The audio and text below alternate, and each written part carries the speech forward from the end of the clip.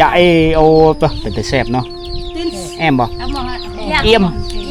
มมือแซ่บเนาะอีกมือหนึ่งที่ชาวเฮามาตามติดวิถีชีวิตของชนเผ่าปกโกะ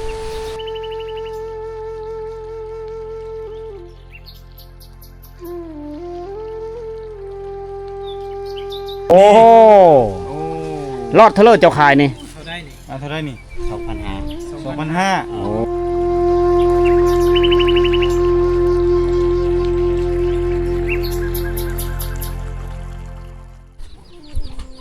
โอ้อันนี้โกยเป๊ะอันนี้ภาษาเขาจะเอิ้นเป๊ะต้องออกมาเนี่ยไม่ยิ่งเนอะกุยนี่กุยหรือคืออ่องกุยจุตะหม้อไหนกุยจุเลาะกุยจุละเลาะเนาะนักเลยเนาะจ้าด้วยบ่จ้าด้วยกินส้มกินเมงบ้านส่วนพากันอยู่พีเลยเนาะบริเมื่อบ้านเลยสามบ้านอยู่นี่จะโอตัวเป็นแต่แซ่บเนาะแอมบ่เอี่ยมมือแซ่บเนาะโอ้เจ้าแวะกินส้มก่อนจังเมื่อกินเมียงก่อนเนาะมาแต่เอาเป๊ะมากล้วยโอ้ยจะคนพักกันนอนนำกันอยู่พี่2 คนอ๋อตาจ้าเพลตาจ้านี่อาบังละไว้จ้าบังอาปะบังโอ้ฝืนไฟครบได้ไฟโซลาร์เซลล์เฮ็ดหน้าอยู่พี่เนาะครบบ่มองครบอุ้ยนุ่มอ่ะบ้านชวนโอ้กินยังนี่กินเมี่ยงกินส้มกินมักเดือใหญ่ส้มมักเดือปลาตัวปิดตาเสดนอนนี่เนาะโอ้สะกันน้อยๆคักเนาะหุ่นไม่เฮ็ดหน้าบ่นี่เฮ็ดหน้าแล้วอยู่พี่เลยบ่ตาร่วงน้ำร่วงเฮ็ดหน้าเนาะตาร่วงน้ำร่วงเฮ็ดหน้าลำร่วงลำหน้าน้ำร่วงน้ำไรดำหน้าอาไก่เบิดบ่3 คนนี่อาไก่ตะหมดอาไก่กระหมดตะหมดลูกของลูกไผ่ลูกไผ่แน่อาไก่คือลูกลูกไผ่น้ำเนาะลูกไผ่น้ำ2 คนนี่ลูกไผ่กระหมดลูกไผ่เรา2 คนนี่กับนี่ลูกไผ่อันนี้กับนี่ลูกสาวเสื้อดำกับเสื้อพีกลูกไผ่เพิ่นมาอยู่พี่มันเลยเนาะแม่ยากันนั่งเบิ่งลูกไผ่กินเตื้อยคักเนาะเป็นเครื่องเฮือนแล้วเนาะอยู่พี่กันเนาะนอนอยู่พี่เลยแล้วประจำอยู่พี่เนาะใส่โซลาเซลล์เอาเนาะกินข้าวแต่แจ้งคือว่านะก็คือกันกับอยู่เฮือนนั่นแหละตัวมักเพชรกับอยู่บ้านเขาเจ้าเลยเพิ่นมักเพชรมันปลูกเองแต่ละเพชรอาหารป่าเนาะนี่เนาะมักดื้อ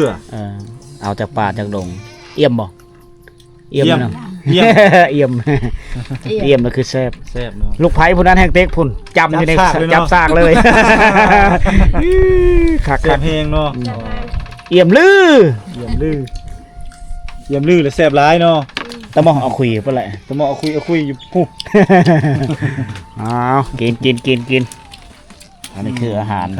วางมาแต่เห็ดเวแล้วแวเฮือนพ่อปูแม่ยาก่อนได้ถ้าจะชิมเมอร์บ้านละเลาะไปได้หนึ่งลูกไข่แต่ละคนเขาจะเอามาแต่เอาเคืองหาอยู่หากินหาได้เฮือนเพื่อนกันเอาอันนี้ติ่งสังกะสีไว้ลมมันให้ปังกำลังต้มยังหน่อไม้บ่โอ้ต้มหน่อไม้อบบังมี2 หลังคาได้อยู่นี่เลยเด็กมีงูมีควายพร้อมเนื้อที่ปุโซนเขาเจ้ากว้างขวางสัมพิยูให้หน้าตากามีครบสายลมเย็นเบาๆมาจากภูผางูควายกับผูไว้ในเลยในทางมันกินหญ้าพี่น้องเลยเบิ่งความตุ้ยพีมีชิ้นเต็มกระลำโตเลยเท่าเห็นบ่สนะเสื้อนอนของเจ้าจะขึ้นไว้อยู่ถึงเพื่อจะให้มันแปลนฟืนจังมีครบอันนี้จะเป็นเครื่องปั่นเขาขนาดน้อย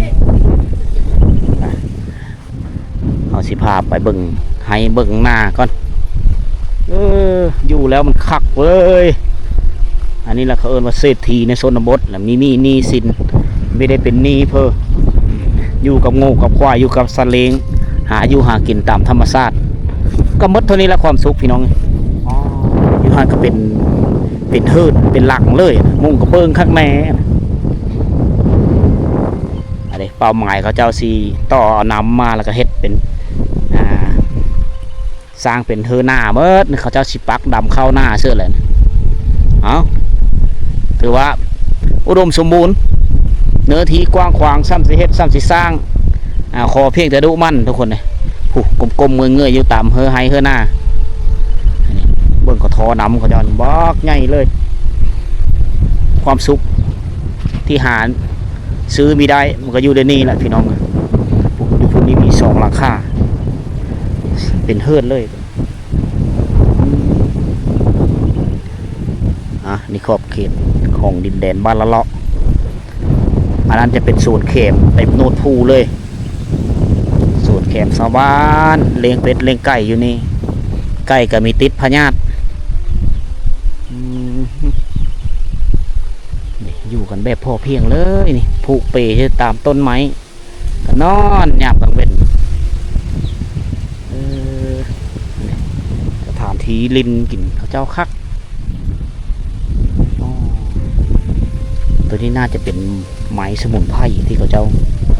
เอามาปาดมาต้มเขาเจ้าฟันมาเธอน้อยหรือจะเป็นแก้มที่เขาเจ้าเคี้ยวมากไหน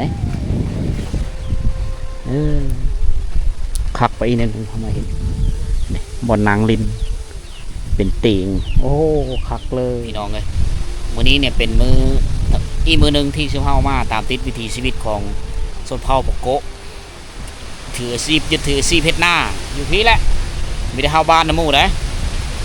พาลูกพาเตาออกมานอนอยู่เถียงให้เถียงหน้าซ้ำบ้านหลังที่2ของเขานะเดิน2 เดินเขาเจ้าจะเมื่อบ้านนี้เธอหนึ่งอยู่หน้ามันก็พออยู่แล้วอุดมสมบูรณ์ผูกเข้ากับงามๆนะตัวนี้จะเป็นข้าวหน้าปีข้าวหน้าแซงนี่เขาเจ้าหางกับเกี่ยวแล้วนะนี่บอกยังเห็ดขี้เฟืองอยู่นี่ซ้ำนี้เขาเจ้าก็กุ้มกินแล้วมีต่ำกว่า50 กระสอบเลยซ้ำนี้ได้เนื้อที่นาเล็กๆน้อยๆซ้ำนี้ได้50 กระสอบก็กุ้มกินได้เบิ้ลหันเขาก็เฮ็ดไห้น้ำเพราะว่าเขาเจ้าเฮ็ดหน้า2ฤดูหน้าปีแล้วก็หน้าแซงอันนี้คือข้าวหน้าปีของเขาเจ้าเฮ็ดหน้า2ฤดูสรุปแล้วปีนึง100 กระสอบต่อครอบครัวก็โอเคกุ้มอยู่กุ้มกินมีถึงขั้นว่าได้ซื้อละไหนอยู่กันช่วยหลายเขาเฮ็ดเฮิร์นคักนะเพราะว่าหนึ่งมาป้องกันลมเพราะว่าเขตนี้มันลมแห้งอากาศมันจะหนาวลมแห้งอากาศหนาวก็แบบนี้แหละเฮ็ดแน่นหนาถาวรตัวนี้จะเป็นเล้าเข้าของเพิ่นตัวนี้แล้วก็ปลูกไม้เลี้ยงน้องไว้นี่ความดุมั่นของชนเผ่านี่จุดพิเศษของเขาคือเขาดุปุดุสร้างดุสาดุเฮ็ดเขาเจ้าไม่ได้อยู่ล้าได้นี่ปลูกไม้เลี้ยงน้องกินตลอดปีเลยปลูกหลังน้อยอยู่นี่แหละบ้านแต่ว่าเขาเจ้าเฮาไปเนื้อบ้านเขาเจ้าก็มีเฮือนหลังใหญ่ที่กันแต่เขาเจ้าออกมาอยู่นี่เขาก็ปลูกซ้ำนี้พอมันคือบอลทำการผลิตบอลมาอยู่น้ำไห้น้ำสูนเขานี่จะเป็นหน้าว่านตัวนี้ภาษาเวทก็เอิ้นวายพูน2 หลังคาแบบถาวรเลยเฮ็ดเฮินแปลนมุงกระเบิงเรียบร้อยนะอันนั้นก็น่าจะครอบครัวอายกับครอบครัวน้องเขาจะอยู่น้ำกันปลูกเฮินคนละหลังก็เฮ็ดไห้เฮ็ดหน้าเฮ็ดนำกันเฮ็ดแล้วก็แบ่งปันเข้าเปิดกันผู้ละเท่านั้นสอบผู้ละเท่านี้สอบแล้วก็แล้วนะนี่เบิ่งกว่าทุกคนเลยไหหน้าตะกาเขานี่โอ้ยอุดมสมบูรณ์มีน้ำอันนี้เป็นข้าวหน้าที่เขาเจ้าเฮ็ดเก็บเกี่ยวข้าวหน้าแซงแล้วเขาเจ้ากับหวานไม้นี่ข้าวหน้าปีเริ่มขึ้นมาได้บาทมันคือเขาเจ้ากับปะลุมันไว้ยังซี่แหละ ช่วงเดือนก้อนนะเขาเจ้ายังเกี่ยวหน้าแซงอยู่นี่เพียงพูนบ้านละเลาะเข้าไปขึ้นไปเนอวิดป่าไม้ตัวนี้จะฮอดบ้านละเลาะนะตัวผู้ผ่าป่าไม้อันนี้ผู้เลยถ้าว่าเฮาไต่สัตว์ผู้ห้ามไปฟังเมืองนั้นก็จะฮอดเวียดนามเป็นดินแดนของเวียดนามได้บ้านนี่อันนี้แม่น้ำห้วยเมยพี่น้องบ้านคนประชาชนบ้านนั้นละเลาะกับบ้านละไล่นี่เขาเจ้าใช้การเฮ็ดไห้เฮ็ดนาอยู่ที่ห้วยอีเมยนี่แหละเห็นบ่เขาขาดแล้วเขาว่านเลยเฮ็ดนาว่านแถวนี้เนี่ยเอานำใช้วิทยาศาสตร์ยุคใหม่เขาจะกระมูลใช้แบบทิศทางของกสิกรรมเห็นเวียดนามไหมเวียดนามเขาเฮ็ดนาได้3 ฤดูเวียดนามแถวนี้ต้นดอกเอ็นอาหลายแถวนี้ผู้ดอกบานชีอิดสีนั้นดอกเอ็นอาอันนี้มีคุมโบมผู้อันนี้ก็แม่นคุมโบมไปกินลมชมวิวหลังจากเก็บเกี่ยวเขานาแซงแล้วเขาเจ้าก็อนามัยเบิดตามคันแทนาเขาเจ้าจะสียาลกยาเอาไปเมิดตามขั้นตามเดียวเขาจะคอยปักดำเข้าหน้าปีใช่ไหมบางเธอเขาก็ไม่ได้ไม่ได้เฮ็ดนาปีบางคนก็เฮ็ดบางคนก็ไม่ได้เฮ็ดนี่ปุ๊โหศูนย์เขามีแต่โน่นผู้คนอยู่ซิเลอร์มันต้องมีเครื่องปุ๊มันต้องมีไม้ต้นไม้กินมากอันนี้มันคือความดุมั่นของชนเผ่าปะโกะอยู่ซิเลอร์เขาจะเลงไก่อยู่หันอันนี้เขาจะเรียกว่าครอบครัวที่ดุมั่นไม้ที่เขาจะเอามาเฮ็ดเทิร์นนี่ก็มีไก่นี่ผู้เล็กๆน้อยๆแถวนี้นะเบื้องนี้นะแต่ผู้ตัวใหญ่ๆเนี่ยเขาคือสิไม่ได้ไปตัดเอามาเฮ็ดดอกตอนนั้นเป็นขอบเขตป่าสงวนป่าตะคักอะไรเนาะผู้ได้ขอไก่เขาสร้างโครงหางไว้แล้วมาเลยเห็นรถสายกระพาเขาคักเป็นไม้เนื้ออ่อนมีแม่นไม้เนื้อแข็งลักๆเลยแม่นกระพาเขาเจ้านี่คือเขาเจ้าใช้เวลาไปหาฟืนเขาเจ้าต้องได้อ่องเส้นนี้เนี่ยฟืนที่เขาจะเอามาแม่นละอ่องเสื้อกระพาแล้วมาเพราะว่ายางตามป่าตามดงตามหมู่ภูต่างๆแล้วมันสะดวกสบายในการยางเขาเลยใช้กระพาแหละครับ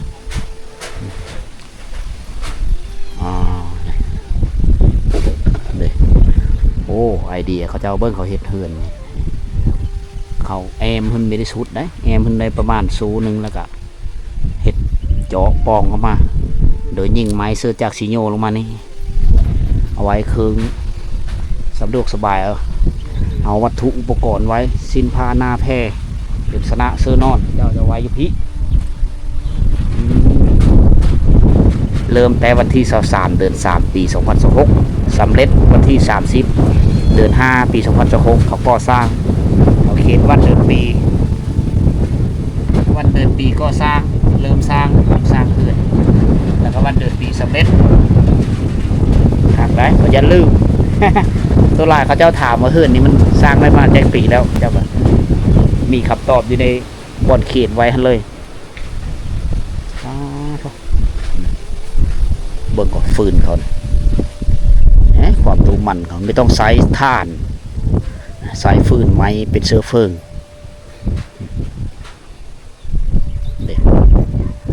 ตับเขาอยู่พิเขาเห็ดกำลังข่ายาวๆมาเพื่อสะดวกสบายเวลาฟ้าลมฝนตกมาผู้หญิงได้ตับเขาอยู่นี่อันนี้จะเป็นต้นไม้ส้มฟาดเลยพี่น้องเด้อต้นไม้ชนิดนี้นี่หักษาน้ำได้ดีขนาดเลยไม้ส้มฟาดภาษาบรูเขาเอิ้นว่าล่วงโร่นรสชาติสีฟาดส้มฟาดถ้าว่าเขาไปปลูกอยู่หน้าบ้านก็จะหอมจะเย็นดีนะเอิ้นไม้ส้มฟาดส่วนหลายพี่น้องชาวเวียดนามเขาเจ้าก้นเนาะเป็นเงาเลยไปปลูกอยู่เฮือนเขาเสียงไก่ห้องวุ่นนี่เด้ออันนี้จะเป็นไม้โบกหวานเขาเจ้าปลูกไว้ ไม้วงหวานมีไม้มีหน่อมันต้นส่วนมันต้นแคมเฮิร์นเขาเจ้านี่มีได้มีเป็ดมีไก่เลี้ยงไว้อยู่พี่แหละอันนี้จะเป็นเล้าเข้าเขาเล้าเข้าเด้ชูเขาเจ้าเอิ้นชูสะอาดงามตาคักขนาดเลยเฮิร์นสองหลังนี่ก็น่าจะสร้างมาคล้ายๆซ้ำพร้อมๆกันเขาเจ้าเหลือมดำไหมดำแต่เทิงลงลุม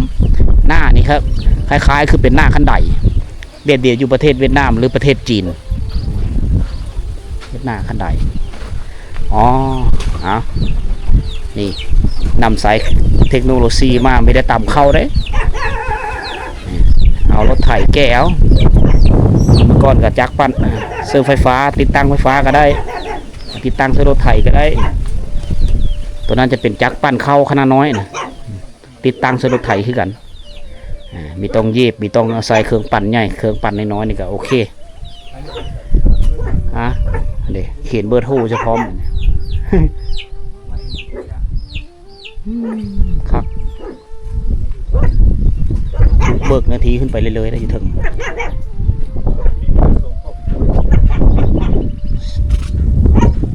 สองครอบครัว1หลังคาเป็นเตาไฟ ฮะ นี่เป็นเตาไฟเป็นเตาไฟดังไฟ1เข้าโอ้ขึ้นทางตาราง ขึ้นทางตารางตัวนี้ นั่นขนาด ขึ้นทางนี้สล็อตขึ้นไปนั่นเลยใครไป อันนี้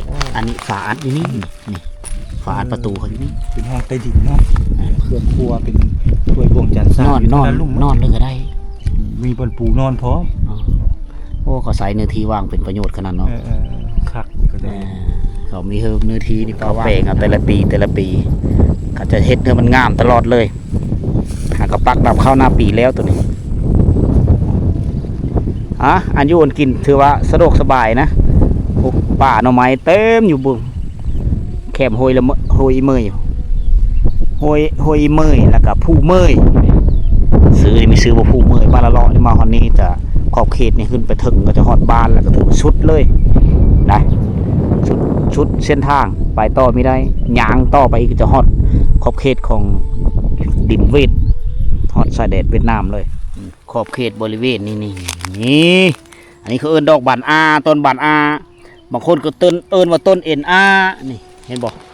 ขอบเขตบริเวณแม่นหมดเลยนี่โลแล้วแต่เป็นสมุนไพรทั้งหมดเลยนี่นะมันดีต่อสุขภาพนะบำรุงผู้ชายตามที่ค่อยศึกษามาได้นกเขาบกขันนี่เป็นเรื่องเขาจะมาดอกบานอาย่ามตะเวนเนาะย่ามตะเวนมันจะบานแล้วตะเวนตกดินมันก็จะฮุบเฮาอันนี้เขามาดอกบานอาภาษาบรูเขาจิรจิกดูแล้วแต่เป็นต้นไม้สมุนไพรทั้งนั้นเลยดอกงามเลยดอกไม้ป่าทุกคนเลยเอาลกเอามือต้มกินต้มเสื้อน้ำกินคักอันนี้ต้นคอนี่เขาจะเอาใบมันไปมุ่งเฮิร์นมุ่งเทงให้เทงหน้าอันนี้แหละนี่อันนี้คือลำต้นของมันอันนี้มันตั้งอยู่นี่มันคือว่ามีสูงถ้าว่ามันอยู่ตามป่าตามดงตามผู้มันหลายฟ้าหลายปีมันจะต้นมันจะใหญ่อันนี้ต้นมันยังน้อยอยู่แล้วมันจะเป็นมะได้มะมันในหนูกระหอกกระแตจะพกเงินมักกินแล้วคนเฮาก็มักกินคือกันบายซื้อกันกับข้าวก็แซ่บโดยเฉพาะผู้มักเป็นพืชชนิดหนึ่งที่มีใบคล้ายๆคือเบอร์ตาลที่พ่อแม่พี่น้องชาวผู้ไทยเฮามักปลูกแถวทงเพลงพุ่นละพี่น้องนี่คักได้เอาใบมันไปมุ่งเทงเด้เสียงรถจักรตื่นๆเป็นหากะมาเนี่ยพอหากะมาแต่ในเมืองสบายดีบ้านสวนอ๋อจะพอมเห็นไปซื้อเอาสังกะสีมา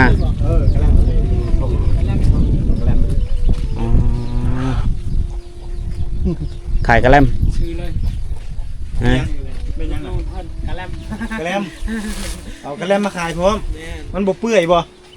จักเลยเปื่อยบ่จักแต่ว่าฮู้จักแต่ว่าไปขายก่อนโอ้เอากระแลมมาขายน้ำโอ้มีกระแลมพร้อมเนาะใส่กระแลมเจ้าใส่เป่านี่เลยกระแลมเจ้านี่อย่าอินอ้นเจ้าของเอาเองเป็นเจ้าของเอาเองจับ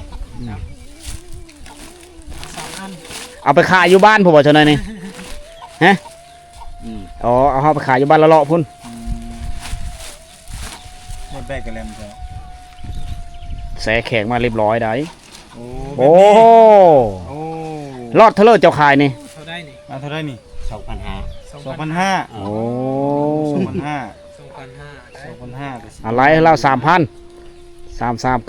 เลยหั่น ไม่ต้องทอนครับ 10,000 โอ เฮ็ด เค เองมื้อนี้ จาก เฮ็ดเองบ่หรือไปซื้อน้ำเขา ไปซื้ออยู่เวียด ไปซื้ออยู่เวียด ไปซื้ออยู่เวียดกรรม 1,500 1,500กีบ 1,500 กีบ 1,500 ดง 2,500 ดงแล้วมาซื้อแล้วมาขายเงินลาว 2,500 เป็นเงินกีบ เป็นเงินกีบเนาะ กินทดลองเบิ่งโอไปเอามาตะเวทพุ่นนี่เนาะห้ามด้านไปเลยบรรยากาศหอน กัดก้น ๆก็เจอบ่คุยซื้อกิน ใส่บ่คุยเด้อ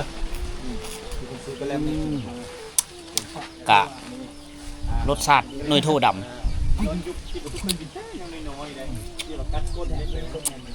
ตะกี้ล่ะพ่อค้าชาวเวียดนามเขาจะบีบแก่เป๊กเป๊กเป๊กไปทับตามกลางบ้านน่ะแลนไหลอันนี้แหละทุกห้องจริงๆไม่นยังอันนี้กระทงเอามาเลยอันบ่อนทุกคนไปเบะสังกะสีเมื่อบ้านนั่นบ่ บ้าน เมื่อบ้านยังคุณเราไปเฮิรนตัวเราเฮ็ดไหมเฮิรนเราอยู่ทงหน้าเนี่ยย่อมเฮ่อแห้งผู้หญิงนี่แค่แม่นเฮาอองนี่กะลังโคตรลังก้งนี่ปุ๊กำลังสิอองเขาเสียงร้องอองเขาเมื่อบ้านอันนี้คือสีสันในการเดินทางในมื้อนี้ พาพ่อแม่พี่น้องเขามาแวะอยู่ที่